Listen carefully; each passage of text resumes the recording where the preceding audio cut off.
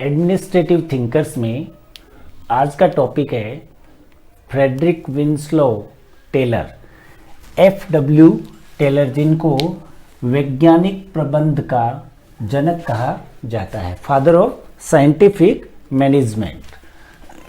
इनके बैकग्राउंड के बारे में हम बात करेंगे। टेलर का जन्म 1856 में हुआ और उनकी मृत्यु 1915 में हुई थी।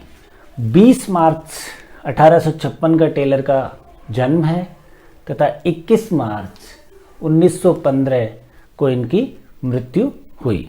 इनका जन्म अमेरिका USA के पेंसिल्वेनिया में हुआ, जर्मन टाउन में। ये इंजीनियर थे।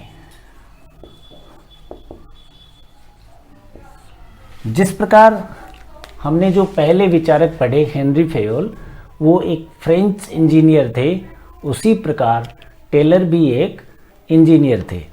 इनको वैज्ञानिक प्रबंध का पिता कहा जाता है, फादर ऑफ साइंटिफिक मैनेजमेंट।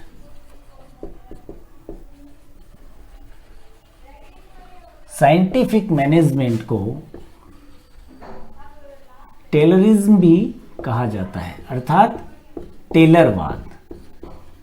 टेलरवाद या वैज्ञानिक प्रबंध।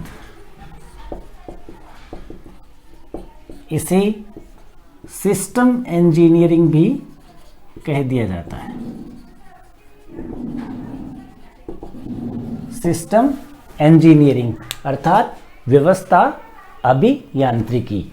अब ये जो टेलर का साइंटिफिक मैनेजमेंट है, इस शब्द को सबसे पहले प्रयोग में कौन लेकर आए? Who coined the term scientific management, वैज्ञानिक प्रबंधन, सर्वप्रथम 1910 में लुई ब्रेंडिस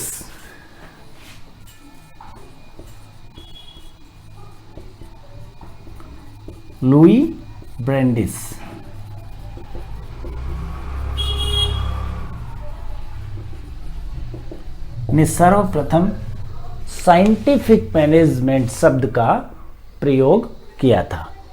टेलर ने, हालांकि यह सर्वप्रथम प्रयोग में लाने वाले टेलर नहीं थे, लेकिन फिर भी टेलर को वैज्ञानिक प्रबंध का जनक कहा जाता है, क्योंकि सबसे पहले टेलर ने ही वैज्ञानिक विधियों, वैज्ञानिक प्रयोगों, वैज्ञानिक तकनीकों को उद्योग या औद्योगिक क्षेत्र में प्रयुक्त किया था और सार्थक नतीजे भी इन्होंने, निष्कर्ष भी निकाले थे। इसीलिए टेलर को वैज्ञानिक प्रबंध का जनक कहा जाता है।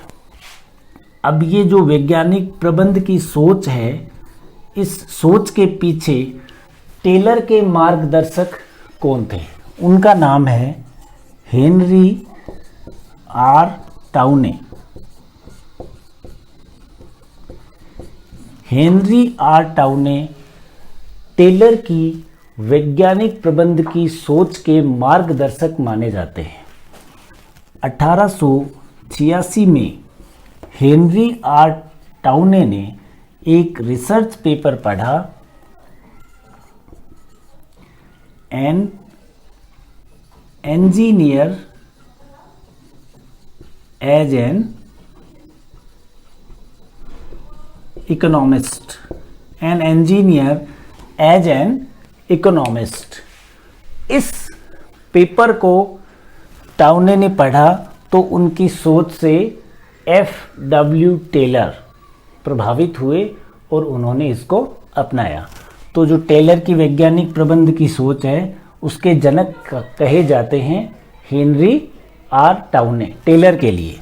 लेकिन वैसे वैज्ञानिक प्रबंध का पिता किसको कहा जाता है? FW टेलर को, क्योंकि इन्होंने संगठन में प्रशासन या प्रबंध के निचले स्तर पर बहुत ज़्यादा वैज्ञानिक विधियों, प्रयोगों का परीक्षण किया और निष्कर्ष निकाले तथा उस पर जो कार्य किया इन्होंने, लेख लिखे, किताबें लिखी, उसके कारण टेलर का वैज्ञानिक प्रबंधन एक आंदोलन के रूप में 20वीं सदी में न केवल अमेरिका बल्कि यूरोप में भी फैला।